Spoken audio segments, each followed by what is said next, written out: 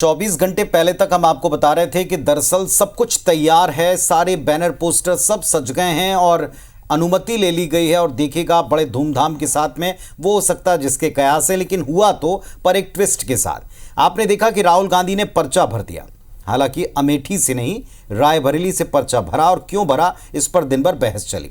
अब आपके जहन में भी कुछ सवाल जरूर उठते होंगे, मसलन प्रियंका गांधी यहां से क्यों मैदान में नहीं उतरी? बिल्कुल, और साथ ही सवाल ये भी कि क्या राहुल अमेठी लड़ने से वाकई डर गए, जैसा कि आरोप लगाया जा रहा है, और ये भी कि क्या रायबरेली इस बार भी कांग्रेस के लिए सुरक्षित सीट बनी रहेगी।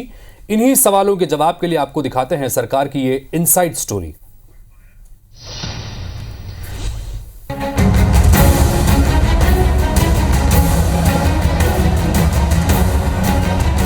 रायबरेली की जिन राहों से राहुल गांधी का ये काफिला गुजर रहा है, उन्हीं राहों ने उनके परिवार के लिए दशकों तक लोकसभा पहुंचने की राह बनाई है। राहुल के दादा फिरोज गांधी, दादी इंदिरा गांधी और मां सोनिया गांधी इसी सीट से लोकसभा सांसद बनती रहीं। रायबरेली के 67 साल के चुनावी इतिहास में सिर्फ 1977 यानी इमरजेंसी के बाद के पहले चुनाव में कांग्रेस की हार हुई थी। दूसरी ओर अमेठी की बात करें तो 1967 में बनी इस सीट से 57 साल में 3 बार और पिछले 25 साल में पहली बार 2019 में कांग्रेस की हार हुई है। इस लिहाज से रायबरेली का इतिहास राहुल को अमेठी से ज्यादा राहत देता है। दूसरी ओर अमेठी से न लड़ना ये संकेत भी देता है कि जिस तरह 2014 में राहुल से हारने के बावजूद स्मृति ईरानी ने यहां सक्रिय रहकर 2019 में जीत दर्ज की और 2024 के लिए जमीन बनाई, उसी तरह 2019 की हार को 2024 की जीत में बदलने का साहस राहुल नहीं दिखा सके और आखिरी वक्त पर यह तय किया कि रायबरेली से ही उतरेंगे।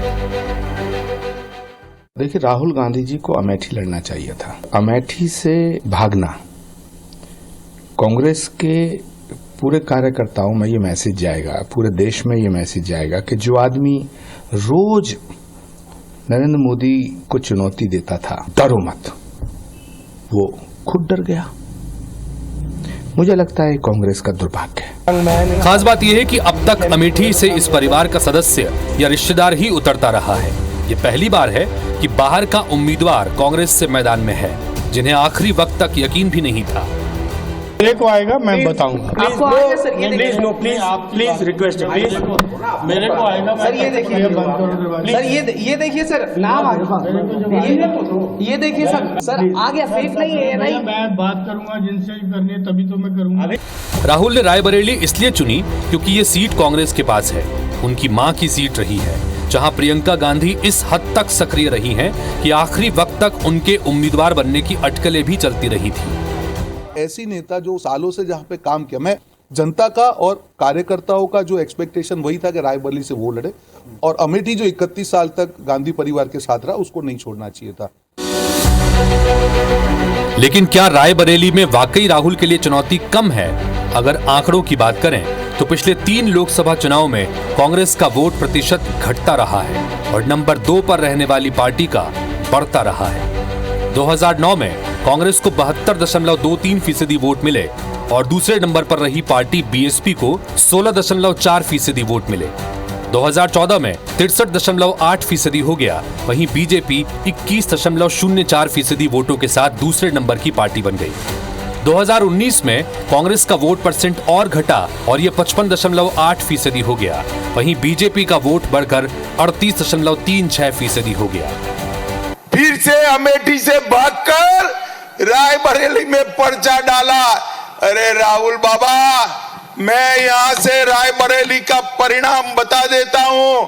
आप रायबरेली से प्रचंड बहुमत से हारने जा रहे हैं। शाह की इस ललकार को राहुल हल्के में नहीं ले सकते, क्योंकि 2019 में अमेठी में इसका एहसास हो चुका है। दिनेश प्रताप सिंह भी रायबरेली में हार के बावजूद उसी तरह सक्रिय रहे हैं जिस तरह स्मृति ईरानी 2014 से अमेठी में रही है।